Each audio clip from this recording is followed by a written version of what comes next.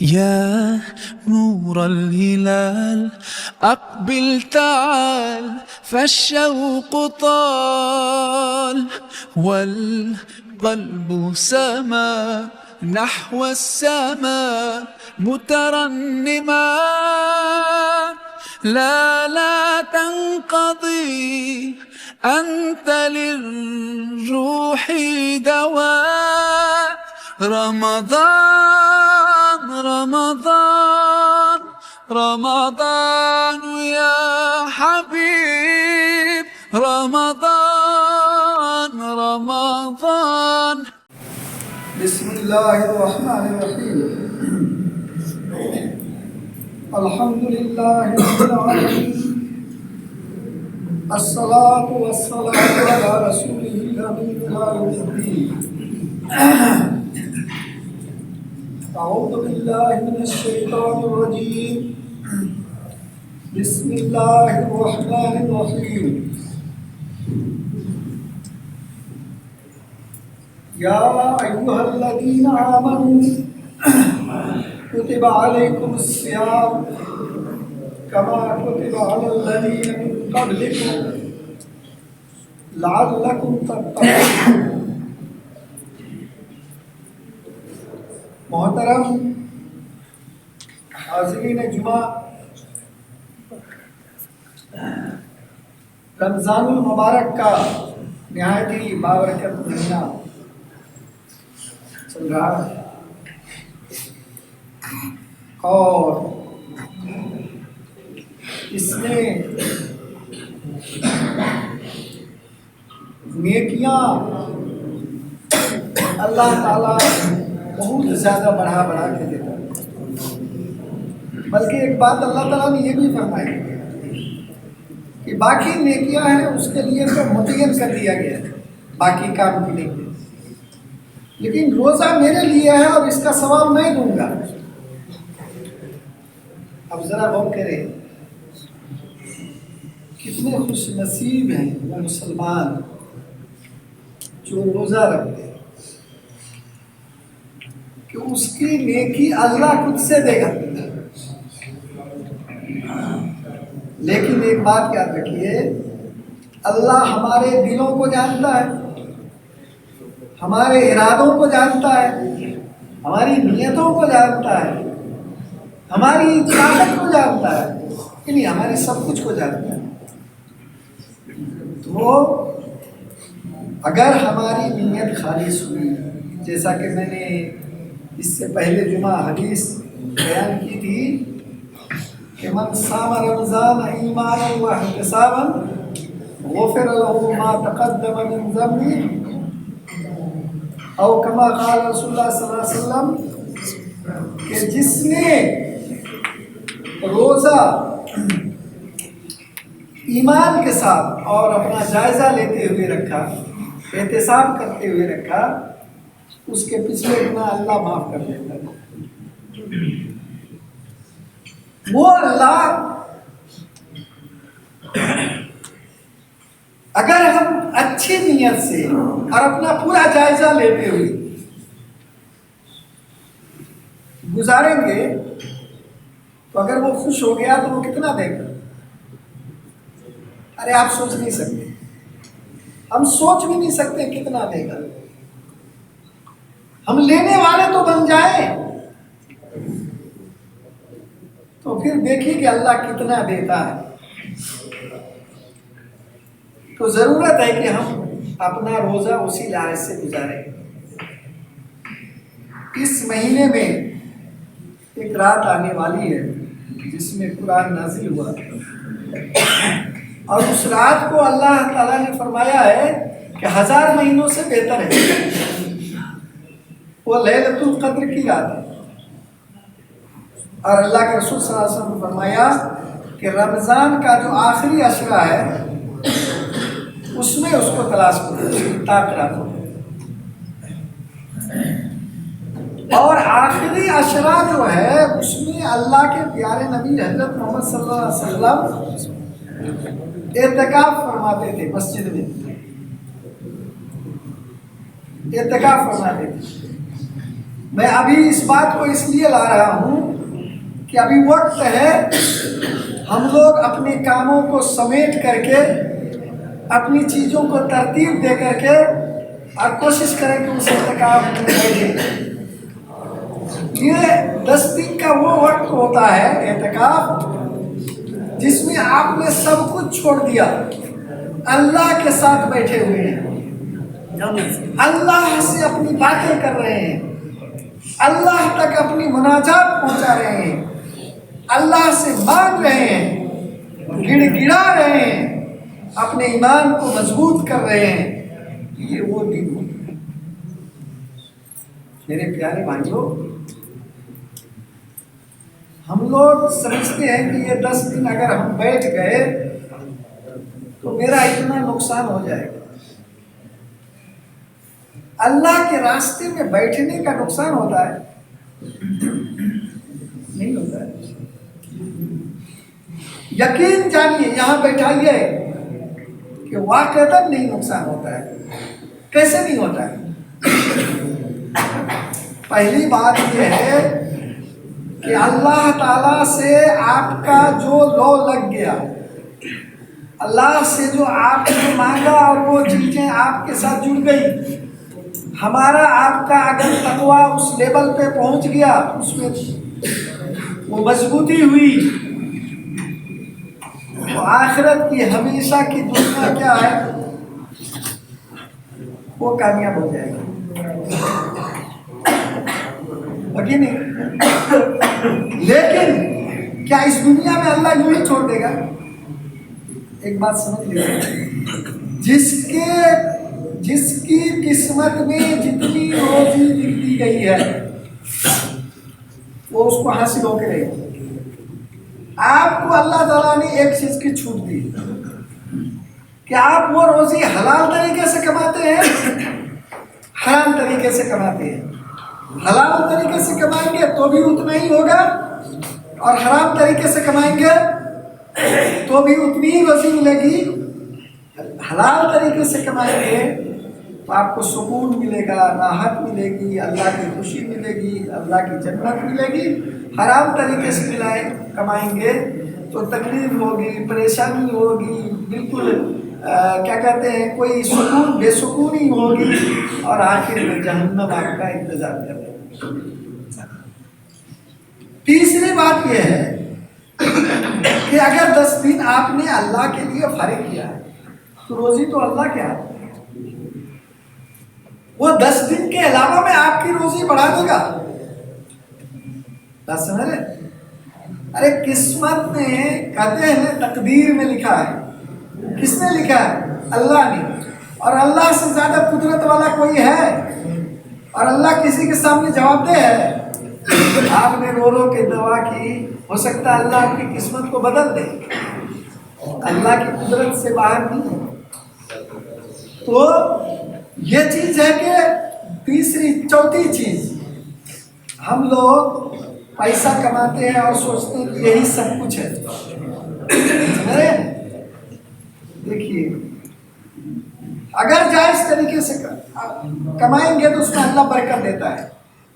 برکت کا یہ مطلب نہیں ہے کہ 5 روپیہ کو اللہ 10 روپیہ 15 روپیہ بنا دے۔ بات سمجھ رہے؟ 5 روپیہ ہی رہے۔ ہاں، اللہ تعالیٰ اور ایسے مواقع دے گا جس میں اور پیسے آپ کما لیں، لیکن برکت کا مطلب یہ ہے کہ آپ کو دل کا سکون دے دے گا، اسی میں اطمینان قلب دے دے گا۔ برکت کا مطلب یہ ہے کہ اللہ تعالیٰ آپ کو بہت ساری آفت اور مصیبت سے بچا لے گا۔ آپ نے غلط طریقے سے 20,000 روپیہ کمایا اور باہر نکلے ایکسیڈنٹ ہو گیا، 5 لاکھ روپیہ خرچ ہوا گھر سے، اللہ تعالیٰ اس سے محفوظ کر دے گا، تو برکت ہوئی کہ نہیں ہوئی؟ تو اللہ کے ہاتھ میں ہے برکت دینا۔ اب مجھے بتائیے کہ جس کام کو اللہ کے رسول صلی اللہ علیہ وسلم خود کیا کرتے تھے، اس کام سے عالی مرتبہ بڑا کام اور کون سا ہوگا؟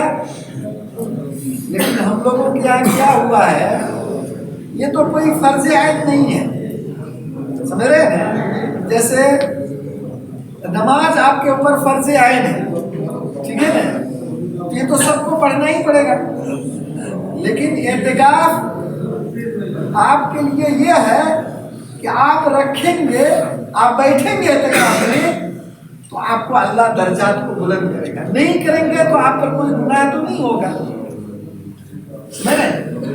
تو کیا ہم چاہتے نہیں کہ آپ کا درجہ بلند ہو؟ کیا آپ چاہتے نہیں کہ آپ سے اللہ قریب ہو، آپ اللہ سے قریب ہو؟ کیا آپ چاہتے نہیں ہیں کہ آپ کے گناہ معاف ہو؟ کیا آپ چاہتے نہیں ہیں کہ آپ کے دل میں اللہ کا خوف اور اللہ سے امید اور اللہ کی محبت بیٹھ جائے؟ اگر چاہتے ہیں تو یہ فقہی مسئلے کو چھوڑ دیجئے، اس پر آئیے کہ ہمارے رسول نے کیا ہے لہذا ہم بڑھ چڑھ کے کریں گے۔ ہمارے یہاں گاؤں دیہات میں دیکھتا ہوں، محلے میں سب سے زیادہ نکما آدمی کوئی کام کا نہیں ہے، ان پڑھ ہے، جس کو کچھ بھی معلوم ہے، جو بیٹھ کے قرآن کی تلاوت بھی نہیں کرے گا، تسبیحات بھی نہیں معلوم، گاؤں والے اسی کو بیٹھا دیں گے اعتکاف میں، اور کہیں گے آپ کو لنگی دیں گے تو کرتا دیں گے تو کچھ پیسے دیتے ہیں، سوچتے ہیں کہ یہ آدھا ہو گیا۔ کہ بھائی پیسہ آپ کے پاس کیا ہے؟ جو ہے اللہ کا دیا ہوا ہے، اور جو دے گا اللہ دے گا۔ آپ اللہ کے لیے پیسہ دے کر کے آدمی کرایہ میں رکھیے گا، وہ آدمی کیا کرتا ہے؟ بیٹھا رہتا ہے، بیچارہ بور ہوتا رہتا ہے، بچے آ جاتے ہیں، ہنسی مذاق کرتا ہے، مسجد میں غیر شائستہ حرکتیں ہوتی ہیں، اس کا ذمہ دار کون ہے؟ ہم لوگ نہیں ہیں۔ تو ہم لوگوں کو چاہیے کہ باری باری لگا کر کے جو اچھے لوگ ہیں، جو اہم لوگ ہیں، وہ لوگ اس میں پرتسپردھا کریں، آگے آئیں اور وہ بیٹھیں اعتکاف میں، اللہ کے لیے بیٹھیں، اپنے ایمان کو مضبوط کرنے کے لیے بیٹھیں، قرآن سے جڑنے کے لیے بیٹھیں، دین سے جڑنے کے لیے بیٹھیں۔ تو اس طرح اگر ہم اعتکاف میں بیٹھیں گے تو اعتکاف کی ایک روح ہوگی جس سے ہمارا سماج تبدیل ہوگا، کیونکہ ہم تبدیل ہوں گے، اور جب ہم تبدیل ہوں گے تو ہمارا گھر تبدیل ہوگا، ہمارا سماج تبدیل ہوگا، اور اللہ کی رحمت ہمارے اوپر نازل ہوگی۔ تو میرے پیارے بھائیوں، میں یہ عرض کروں گا کہ زیادہ سے زیادہ لوگ، اچھے سے اچھے لوگ ان دنوں کو اعتکاف کے لیے خالی کریں، اپنے کاروبار کو کسی کے ذمہ لگائیں۔ آپ 2 بھائی 3 بھائی ایک کاروبار میں ہیں، باری باری سے اس بار ایک بھائی بیٹھے گا، اگلے سال دوسرا بیٹھے گا، تیسرا بیٹھے گا، اور بھی کام ہے، اس کو ذمہ لگائیں، اور جس کے ساتھ مجبوری ہوگی تو اللہ اس کو دیکھ رہا ہے کہ نہیں؟ ایک بات سمجھ لیجئے، کوئی بھی نیک کام کرتے ہوئے یہ مت سوچئے کہ اس نے نہیں کیا تو اس سے آپ سے کمتر ہے، غلط۔ گویا کہ آپ کا عبادت جو ہے نا صحیح اسپرٹ کے ساتھ نہیں ہے، آپ اپنے سے مطلب رکھیے، دوسرے کا احتساب آپ نہیں کیجئے، اس کا حساب اللہ لے گا۔ پتہ نہیں ظاہر میں جو آپ کی طرح نہیں ہے، اللہ کے یہاں وہ آپ سے بڑا ہو۔ کون سا عمل اللہ کے یہاں کس کو کیا کہتے ہیں کہ جنت میں لے جائے گا، کوئی نہیں بتا سکتا۔ تو میرے پیارے بھائیوں، اعتکاف کی طرف میں توجہ تھوڑا پہلے اس لیے دلا رہا ہوں کہ 10 روزہ گزر گیا ہے، آج 11واں ہے، 9 دن کے بعد اعتکاف میں بیٹھنا ہے۔ تو آپ لوگ اس کے لیے ابھی سے ذہن بنائیں، اور زیادہ سے زیادہ لوگ اعتکاف میں بیٹھنے کی کوشش کریں۔ جو لوگ کسی طرح بھی مجبوری ہوگی تو خیر وہ اللہ اس کے دل کو جانتا ہے اور اس کے کام کو جانتا ہے۔ تو یہ نہیں ہے کہ جو نہیں بیٹھ سکے اپنی مجبوری سے اور انہوں نے اللہ کے سامنے اپنا عذر رکھے تو اللہ ہو سکتا ہے کہ اس کو اس کا اور ثواب دے گا، کیونکہ اس نے کوشش کی لیکن اس سے نہیں ہو سکا، لیکن کوشش صحیح دل سے ہونی چاہیے، ٹھیک ہے؟ تو میں یہ عرض کر رہا تھا کہ روزہ کے بڑے فائدے ہیں۔ سب سے بڑا فائدہ میں نے کیا بتایا تھا کہ تقوی دل میں بیٹھ جاتا ہے، اور اسی پر میں نے پوری گفتگو کی۔ دوسرا روزہ کا فائدہ کیا ہے اگر آپ سوچیں، سمجھے، ہم کو روزہ اپنا جائزہ لینے والا بنا دیتا ہے، سمجھ رہے ہیں؟ جیسے روزہ میں کہا نا کہ اگر کوئی جھوٹ بولا، غیبت کیا، کیا کہتے ہیں وقت ویسٹ کیا، یہ کیا، تو اس کو روزہ کا ثواب نہیں ملے گا، بھوک پیاس ماترے گا، ٹھیک ہے نا؟ گویا اپنا جائزہ لینے والا بنا دیتا ہے۔ تو آپ یہ چیز جب بیٹھ جائے گی کہ اپنا جائزہ لیں، تو روزہ کے علاوہ میں بھی جائزہ لیں گے کہ نہیں لیں گے؟ ہمارا ٹائم کیسے گزر رہا ہے، کس کام میں گزر رہا ہے، اس کا فائدہ ہے کہ نقصان ہے یا بے فائدہ کام ہے؟ تو اسلام کہتا ہے کہ نقصان والا کام تو چھوڑنا ہی چھوڑنا ہے، سمجھ رہے ہیں نا؟ بے فائدہ کام بھی نہیں کرنا ہے۔ ایسے ہی ٹائم پورے دن بیٹھ کے گپاسٹنگ میں گزار دیا، اللہ کیا کیا حساب دیں گے کہ ہم نے گپاسٹنگ میں وقت گزار دیا تھا؟ تو یہ جائزہ لینے والا ہمارے اندر ایک وہ بیٹھا دیتا ہے، سمجھ رہے ہیں نا؟ یہ اگر بیٹھ گیا تو آپ جانتے ہیں ہم میں سے کوئی آدمی پریشان حال نہیں رہے گا۔ بہت سارے لوگ پریشان حال اپنے کرتوت کی وجہ سے ہے کہ نہیں؟ اس کو کام کرنا چاہیے اور وہ فالتو کے کام اپنا وقت ضائع کرتا ہے۔ اس کو پیسے کا اللہ تعالیٰ کے ہاں صرف یعنی جو حساب لیا جائے گا کہ مال کہاں سے کمایا، یہ لیا جائے گا، اور اتنا ہی نہیں لیا جائے گا، یہ بھی حساب لیا جائے گا کہ کہاں خرچ کیا، سمجھ رہے ہیں نا؟ جوا میں، تاش میں، فلم میں، یا اپنی بیوی بال بچوں کی ضرورت کی پورتی میں، تعلیم میں، یا کیا کہتے ہیں غریبوں کی مدد میں، مسجدوں میں، نیک کاموں میں، کس میں خرچ کیا؟ اگر آپ کا پیسہ غلط کاموں میں خرچ ہو رہا ہے، یہ روزہ آپ کے دل میں بیٹھائے گا کہ نہیں یہ غلط ہے، اس میں نہیں خرچ کرنا ہے، ہم کو ادھر خرچ کرنا ہے، یعنی ٹائم۔ تو یہ روزہ آپ کے اندر جائزے کی کیفیت پیدا کر دیتا ہے اگر ہم احتساب کے ساتھ روزہ رکھیں تو۔ اسی لیے نبی صلی اللہ علیہ وسلم نے صرف روزہ رکھنے نہیں کہا ایمان اور احتساب کے ساتھ روزہ رکھیں، اپنا جائزہ لیتے ہوئے روزہ رکھنے کی فرمایا۔ تو اس لحاظ سے، اور تیسرا فائدہ اس کا کیا ہے؟ وقت کی پابندی۔ وقت کی کیا پابندی کرنا، وقت کا پابند بناتا ہے، ہر چیز میں ٹائم کی پابندی۔ اگر ٹائم کو آپ صحیح ڈھنگ سے نہیں کاٹیں گے تو ٹائم آپ کو کاٹ دے گا۔ وقت کی پابندی، آپ نے کہا کہ ہم جمعہ کے دن 10 بجے پہنچیں گے تو 10 بجے پہنچنا ہے۔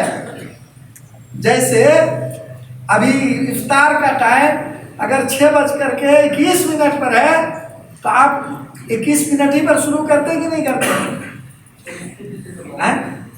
سحری ختم ہو گئی یعنی 5:46 جتنے میں بھی ہو تو آپ اسی وقت ختم کرتے کہ نہیں کر دیتے ہیں؟ گویا کہ وقت کی پابندی سکھاتا ہے روزہ۔ کیا سکھاتا ہے؟ وقت کی پابندی۔ اگر ایک آدمی شعور کے ساتھ روزہ رہے گا تو وہ وقت کا پابند ہو جائے گا، اس کے وقت میں اس کو دیکھ کر کے لوگ گھڑی ملائیں گے، ہے کہ نہیں؟ اتنے بجے وہ دکان میں جاتا ہے، اتنے بجے یہاں جاتا ہے، اتنے بجے وہ مسجد کے لیے نکل جاتا ہے۔ لوگ ٹائمنگ سے کہیں ٹائم دے گا تو کوئی آدمی سوچے گا کہ نہیں اس نے ٹائم دیا تو یہ پابند ہے، آ جائے گا ٹائم۔ تو وقت کی پابندی آپ کو سکھاتا ہے، وقت کی قدر سکھاتا ہے کہ ایک ایک وقت میں ہم کو کیسے ثواب کمانا ہے۔ وقت کی قدر کرو، وقت کی قدر کرنا سکھاتا ہے ہم کو۔ اس کے بعد ہم کو کیا سکھاتا ہے؟ سارے لوگ اللہ کی نظر میں، اور جب اللہ کی نظر میں ہے تو مسلمان کی نظر میں بھی ہونا چاہیے، قانون کی نظر میں برابر۔ روزہ صرف غریب پر فرض نہیں ہے، امیر چاہے تو پیسہ دے کر کے نکل جائے گا، ایسا ہے نہیں۔ مزدور پر فرض نہیں ہے، عورتوں پر صرف فرض نہیں ہے، ہر شخص پہ، ہر مسلمان پر فرض ہے۔ کیا بتایا؟ سارے مسلمان کیا ہیں؟ برابر ہیں۔ سارے مسلمان کیا ہیں؟ برابر ہیں، کوئی بڑا چھوٹا نہیں ہے۔ بڑا کے بارے میں ایک معیار دے دیا اللہ تعالیٰ نے، فرمایا ان اکرمکم عند اللہ اتقاکم، تم میں سب سے بڑا، سب سے اللہ کے نزدیک عزت والا کون ہے؟ جو اللہ سے سب سے زیادہ ڈرتا ہو، وہ بھی اللہ کے نزدیک ہے۔ اور تقویٰ آپ کا کتنا ہے آپ خود نہیں جانتا، میرا کتنا میں خود نہیں جانتا، تو میں کیسے کہہ دوں گا کہ میں بڑا ہوں یا آپ بڑے ہیں؟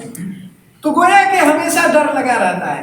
کوئی مسلمان یہ نہیں سوچتا ہے کہ میں اس سے بڑا ہوں، یہ سب سے بڑا شیطانی حربہ ہے۔ یہ گھمنڈ تھا بڑا بننے کا، جس نے شیطان کو شیطان بنا دیا، ابلیس بنا دیا، دھتکار دیا۔ اس کے پاس وہی نہ تھا، کیا کہا اللہ تعالیٰ نے جب پوچھا کہ تم نے آدم کو کیوں سجدہ نہیں کیا، تو کیا جواب دیا اس نے؟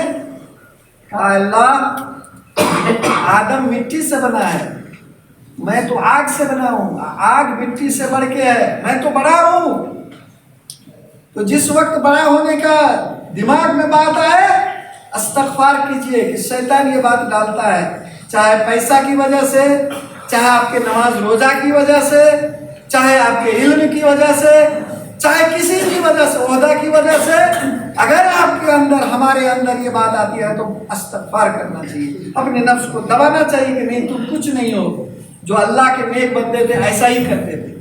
حضرت عمر رضی اللہ تعالیٰ عنہ کے بارے میں آتا ہے کہ جب وہ خلیفہ تھے تو جانتے ہیں کہ سب سے یعنی باروم خلیفہ گزرے اور بہت بڑی دنیا پر ان کی حکومت تھی۔ ایسا خلیفہ جس سے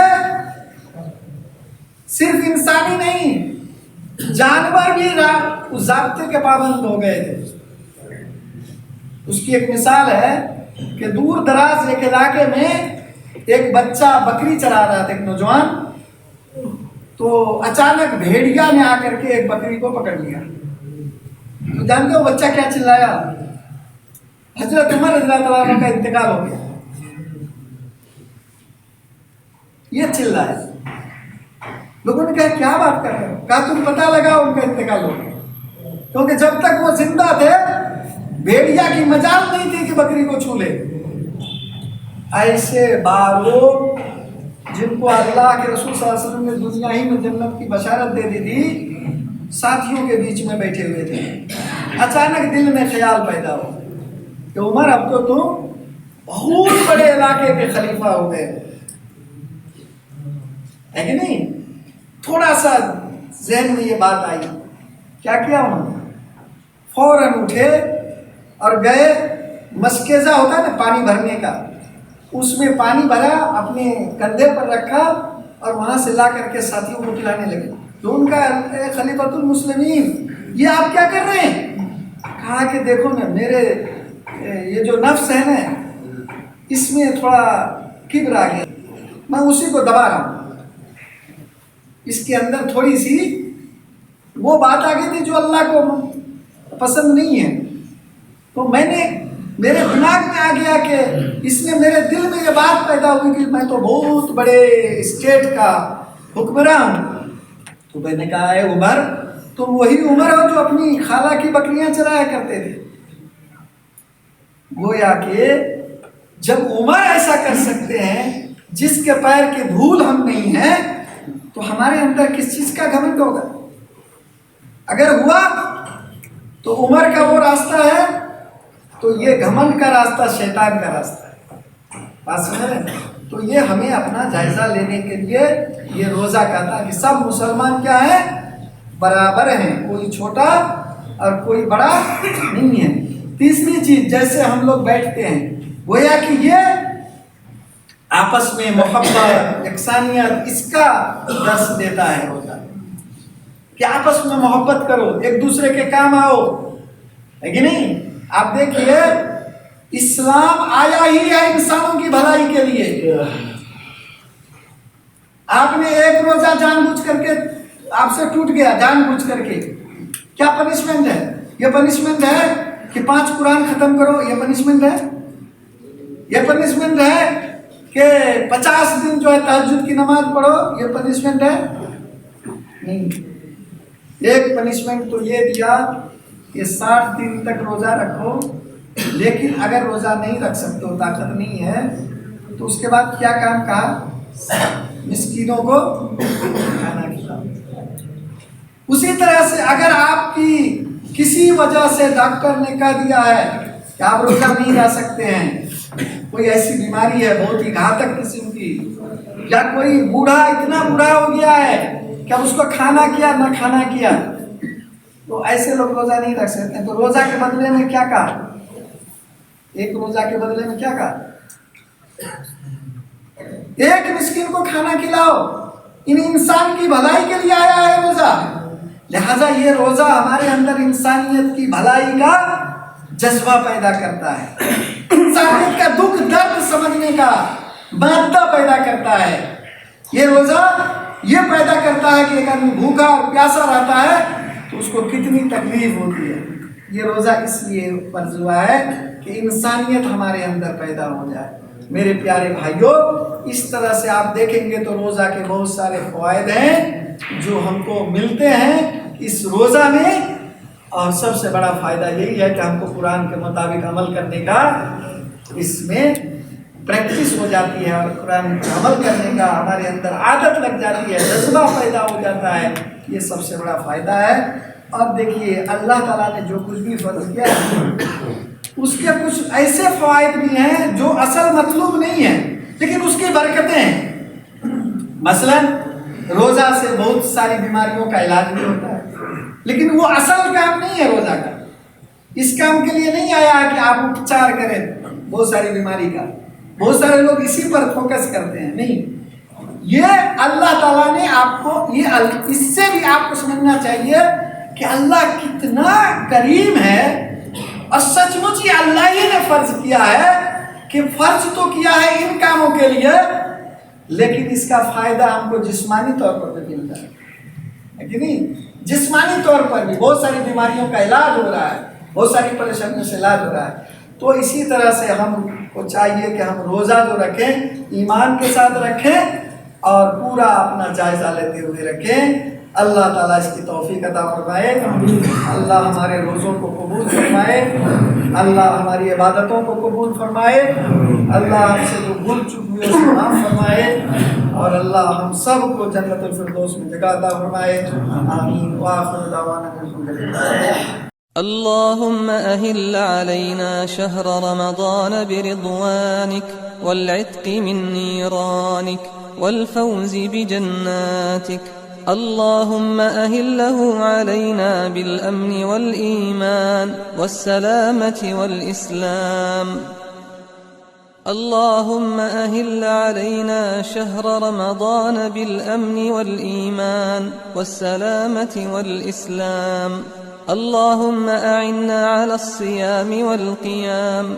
اللهم اجعلنا فيه من الذاكرين المخبتين المنيبين.